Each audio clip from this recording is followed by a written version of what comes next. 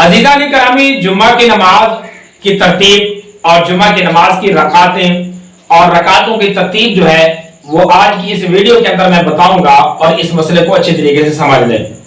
सबसे पहले जो सवाल होता है कि जुम्मा की नमाज की रकातें हैं कितनी और इसको कैसे कैसे पढ़ें। याद रखें, आइम्मा अहनाफ ने ये जो मसला हल किया है कि नमाज जुम्मा की 14 रकातें हैं, ये तमाम हदीसों को सामने रख के हल किया है। यानी जिस हदीस से जो रकात मिलती थी उसको सामने रख के ये मसले को हल किया गया है कि पूरे जुम्मा की जो रकातें हैं वो 14 हैं और ये 14 भी कम अज कम है, वरना इससे भी ज्यादा रकातें भी मिलती हैं। रूटीन वाइज जो हुजूर सल्लल्लाहु अलैहि वसल्लम से अक्सर हदीसों से मिलता है वो रकातें ये इसी तरतीब से और ऐसे ही मिलती हैं। इसी वजह से आइम्मा अहनाफ ने 14 रकातें इसी तरतीब से लगा दी हैं। और वरना अगर इससे हटकर कोई और रकातें पढ़ना चाहे नमाज में, जुम्मा की नमाज में, तो वो भी हुजूर सल्लल्लाहु अलैहि वसल्लम की हदीस से मिलती हैं। अब नमाज जुम्मा में जुम्मा की नमाज यानी फर्ज नमाज से पहले जो नमाज है वो कैसे पढ़ेंगे। अब हुजूर सल्लल्लाहु अलैहि वसल्लम की हदीस उठा के देखें तो आप सल्लल्लाहु अलैहि वसल्लम की सही बुखारी में रिवायत आती है, आप सल्लल्लाहु अलैहि वसल्लम ने तालीम दिया है कोई बंदा अगर नमाज पढ़ने के लिए आए तो पहले अगर पढ़ना चाहे तो जितनी रकातें मर्जी है पढ़े, लेकिन अगर इमाम खुतबा दे रहा है, इमाम ने तकरीर शुरू कर दी है तो फिर 2 रकात पढ़ के और खुतबे में शामिल हो जाए, यानी कम से कम 2 रकातें तो पढ़े नमाज जुम्मा से पहले। इसी तरीके से एक हदीस मिलती है हुजूर सल्लल्लाहु अलैहि वसल्लम की कि आप सल्लल्लाहु अलैहि वसल्लम ने तालीम दी कि 4 रकातें जुम्मा से पहले पढ़ लिया करो। तो इसलिए कम से कम 4 रकातें तो लाजिम है किसी मुसलमान के ऊपर जुम्मा से पहले। और फिर इसकी भी तरतीब है, सहाबा कराम के मामूलात और हुजूर सल्लल्लाहु अलैहि वसल्लम के दौर में जैसे जुम्मा होता था तो उनके मामूलात ऐसे थे कि जब भी जुम्मा के लिए आते तो अभी टाइम होता तो नमाज पढ़ते रहते थे, यानी जुम्मा से पहले जितनी रकातें थे वो पढ़ते रहते थे, चाहे 10 हो, 20 हो, चाहे 40 हो, 50 तक हो जाए, चाहे 100 तक हो जाए, जितनी भी हो जाए वो जुम्मा की नमाज से पहले नमाजें पढ़ते रहते थे। लेकिन जैसे हुजूर सल्लल्लाहु अलैहि वसल्लम मिंबर पर तशरीफ फरमा होते तो फिर नमाजें छोड़ के आप सल्लल्लाहु अलैहि वसल्लम की बयान के लिए बैठ जाते थे।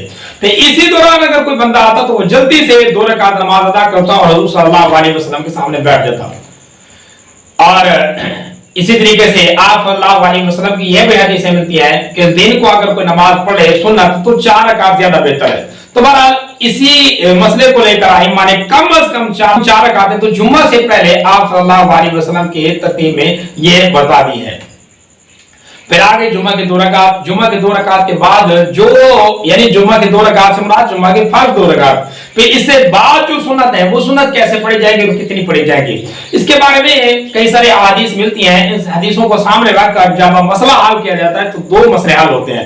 आप सल्लल्लाहु अलैहि वसल्लम ने जुम्मा के बाद 4 रकात नमाज भी पढ़ी है और 2 रकात सुन्नत भी आप सल्लल्लाहु अलैहि वसल्लम ने पढ़ी है और घर में जाकर हुजूर सल्लल्लाहु अलैहि वसल्लम का मामूल था पढ़ते थे। और कभी ये भी है कि आप सल्लल्लाहु अलैहि वसल्लम की ने मस्जिद में भी पढ़ ली है। बहरहाल हुजूर सल्लल्लाहु अलैहि वसल्लम जुम्मा के बाद 4 रकात भी पढ़ते थे और 2 रकात भी पढ़ते थे। अब कम से कम 4 रकात तो हर मुसलमान को चाहिए पढ़े जुम्मा की नमाज के बाद, और वो भी सुन्नत मुअक्कदा होंगी। और इसी तरीके से अगर कोई बंदा दोनों हदीसों पे अमल करना चाहे, 2 रकात पढ़ ले 4 रकात भी पढ़ ले, ऐसा है। और इसमें तकदीम तखीर हो सकती है, पहले 4 पढ़ ले फिर 2 पढ़ ले या पहले 2 पढ़ ले फिर 4 पढ़ ले, दोनों सूरतें हैं। हज़रत अली रज़ी अल्लाह तआला अन्हु से रिवायत है वो ये है कि पहले 2 पढ़े और फिर 4 पढ़े। इस तरीके से दीगर सहाबा से भी है कि पहले 4 पढ़े 2 पढ़े, बहरहाल जिस तरह पढ़े अइम्मा दीन ने ये मसला हल कर दिया है कि पहले जैसे भी पढ़े बहरहाल 4 पढ़ ले या 6 पढ़ ले या 2 पढ़ ले, पढ़ना लाजमी है। और फिर आता है मसला, इसी तरीके से पूछते हैं कि क्या नियत में ये नमाज जो पढ़ेंगे जुम्मा की ये ज़ोहर की नमाज की नियत करेंगे या जुम्मा की नमाज की नियत करें। तो अज़ीज़ान करामी जब नमाज अदा ही जुम्मा कर रहे हैं तो जुम्मा की नमाज की ही नियत करेंगे, ज़ोहर की नियत नहीं करेंगे।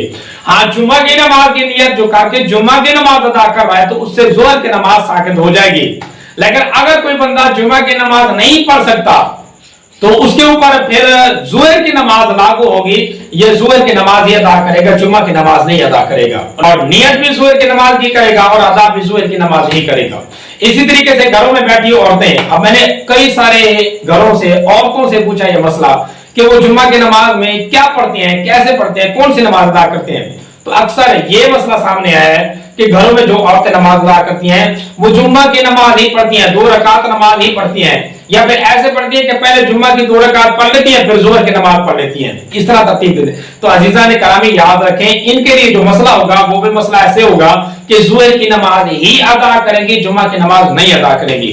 ये है इबादत की जो सूरत है औरतों के लिए। अब औरतें कहेंगी कि हम इबादत करें, मर्द तो जाकर मस्जिद में जाकर जितनी चाहे नमाज अदा कर सकते हैं, अब वो कैसी इबादत करेंगे जुम्मा के दिन की नमाज की, हालांकि जुम्मा का जो दिन है ये है मुसलमानों के लिए इबादत का। तो उनके लिए भी मसला यही होगा कि जैसे जुम्मा का टाइम होता है पहले अजान के बाद, तो उस वक्त ये बैठ के नफल नमाज अदा करना शुरू कर दें, जितनी चाहे रकातें अदा करें। फिर जब दूसरी अजान होगी यानी जुम्मा की नमाज का टाइम होगा, तो उस वक्त ये अपने जोहर की नमाज अदा कर लें, और कुरान मजीद की तिलावत करना चाहे तो बाद में कुरान मजीद की तिलावत भी कर लें। तो ये मुकम्मल इनकी तरतीब जो औरतों की तरतीब होगी वो नमाज जुम्मा की इस तरह होगी।